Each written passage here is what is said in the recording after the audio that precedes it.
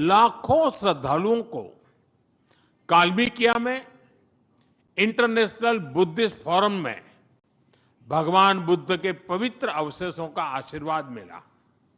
मुझे खुशी है कि शीघ्र ही हम रूसी नागरिकों के लिए निःशुल्क 30 डे ई टूरिस्ट वीजा और 30 डे ग्रुप टूरिस्ट वीजा की शुरुआत करने जा रहे हैं।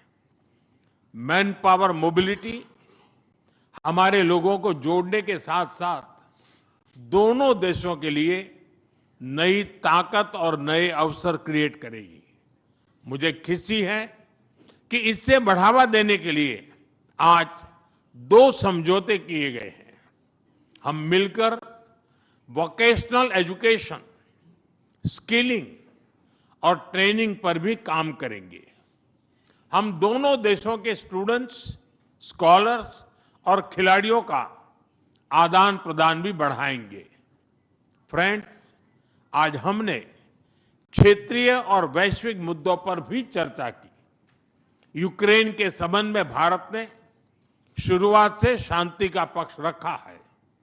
हम इस विषय के शांतिपूर्ण और स्थायी समाधान के लिए किए जा रहे सभी प्रयासों का स्वागत करते हैं। भारत सदैव अपना योगदान देने के लिए तैयार रहा है और आगे भी रहेगा। आतंकवाद के विरुद्ध लड़ाई में भारत और रूस ने लंबे समय से कंधे से कंधा मिलाकर सहयोग किया है। पहलगाम में हुआ आतंकी हमला हो या क्रोकस सिटी हॉल पर किया गया कायरतापूर्ण आघात, इन सभी घटनाओं की जड़ एक ही है।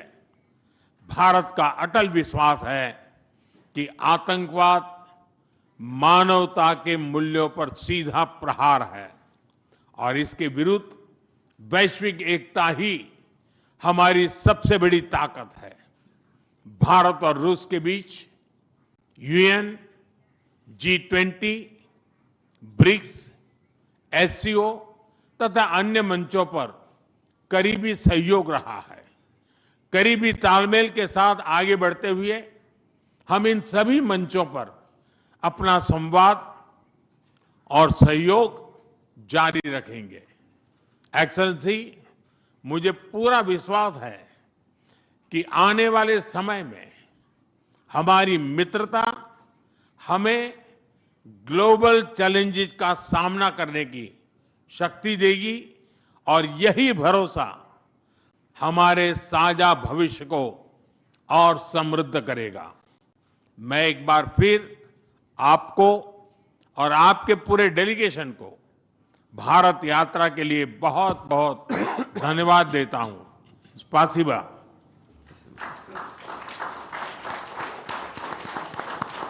Thank you, sir.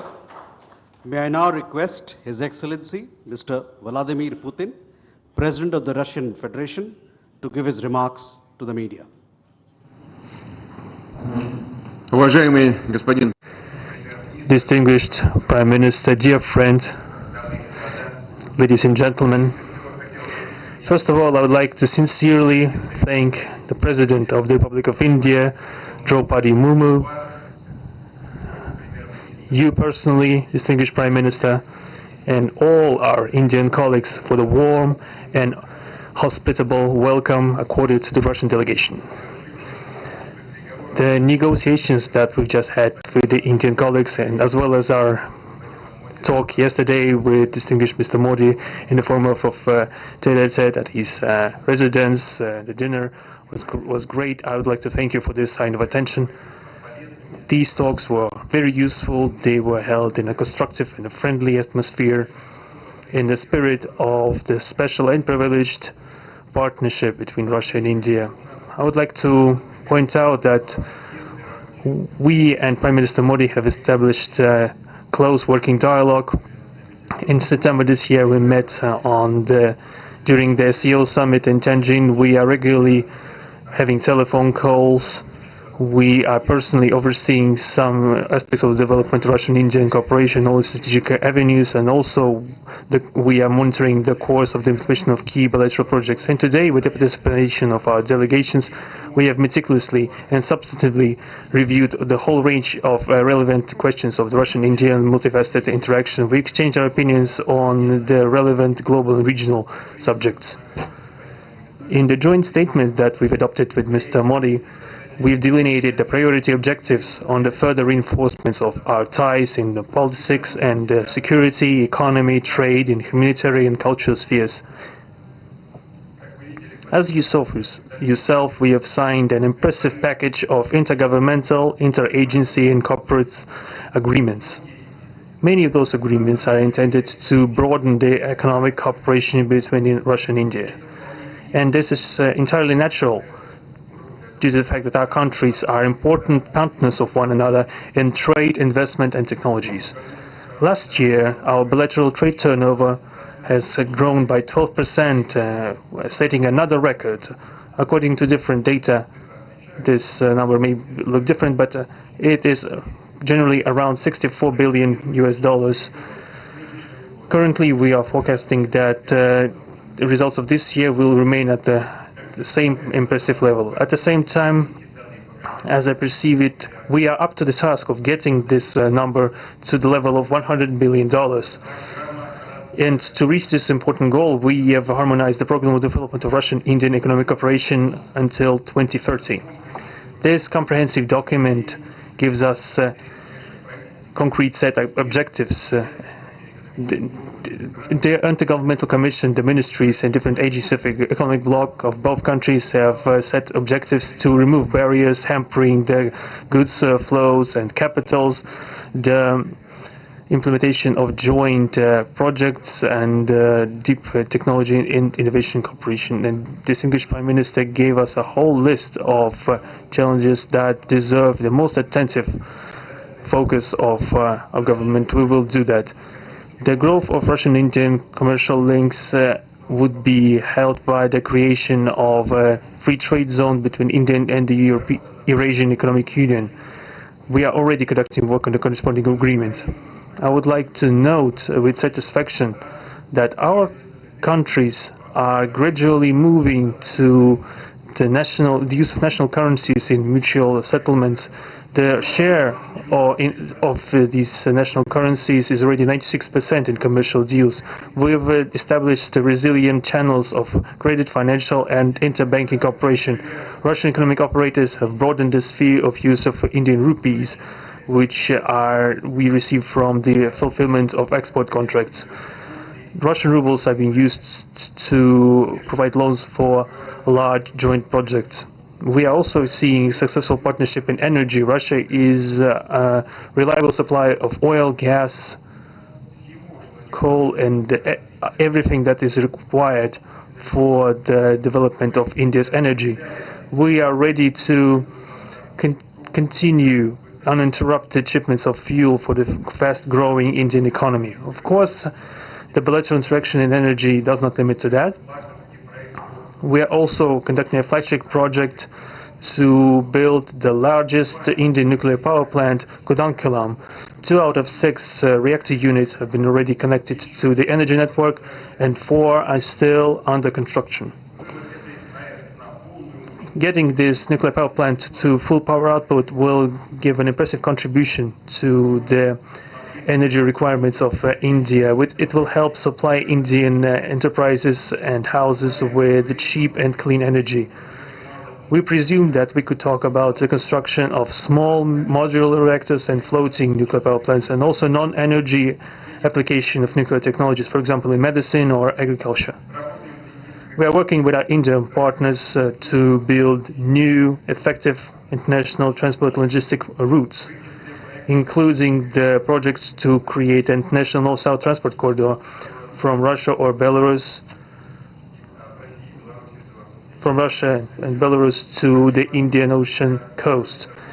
There are large opportunities for bilateral trade due to the broadening of the Trans-Arctic transport corridor infrastructure, including its main artery, the Northern Sea Route. There are Many other sectors of the economy where Russia and India have garnered positive experience.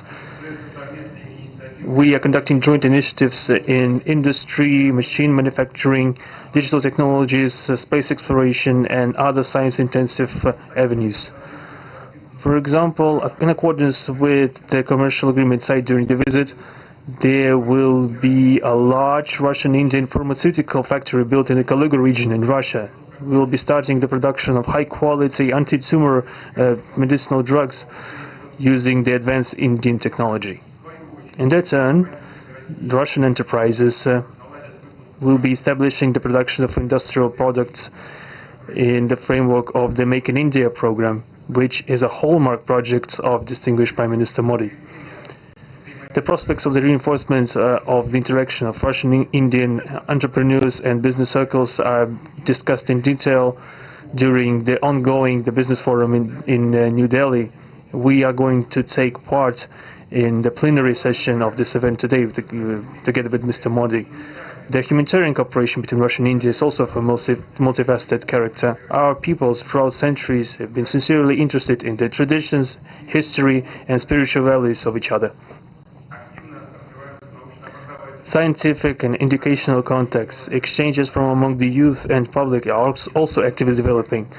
The regular alternating festivals of Russian Indian cinema are always popular. From year to year we see the increase in tourist flows. Today, the Russian TV channel RT starting its broadcast in India. The new channel will undoubtedly help the Indian audience to better know Russia and Russians, and also to receive an objective information regarding what is going on in our country today. While discussing the key global and regional problems, we have confirmed the consonance between the positions of our countries. Russia and India are conducting independent and self-sufficient foreign policy together with our like-minded countries in BRICS and SCO, and from among other countries of the global majority. We are promoting the processes of forming of a more just and democratic multipolar world order. We are defending the main principles of the international law enshrined in the Charter of the UN. Among them, the right of any country for its own way of development and the preservation of their cultural civilizational identity, respect for sovereignty, careful balance of interests of all participants of the world community. As state founders of the BRICS, Russia and India have done a lot of things, and continue to do more to increase the authority of the organization. As you know, next year India will assume the chairship, and the BRICS will provide all necessary assistance to our Indian friends in the work on the relevant BRICS agenda. I would like to point out Russia and India are traditionally closely cooperating in the military technical sphere. Our country for the last half a century has been helping to arm and modernize the Indian Army, including the air defense forces, aviation, and the Navy. In general, we are undoubtedly satisfied with the results of the negotiation we just had. We are also, ahead of us, we have the meeting with the President of India, Madam Murmu. But even now, I can express my confidence that the current visit and the agreements reached will help the further deepening of the Russian-Indian strategic partnership for the benefit of our countries and the peoples of India and Russia. Thank you for your attention. Thank you, sir. That concludes the press statements.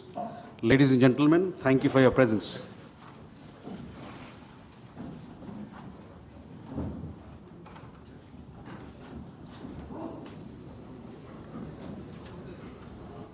तो Hyderabad house से आप सीधा प्रसारण देख रहे थे, जहां रूस के राष्ट्रपति व्लादिमीर पुतिन और प्रधानमंत्री नरेंद्र मोदी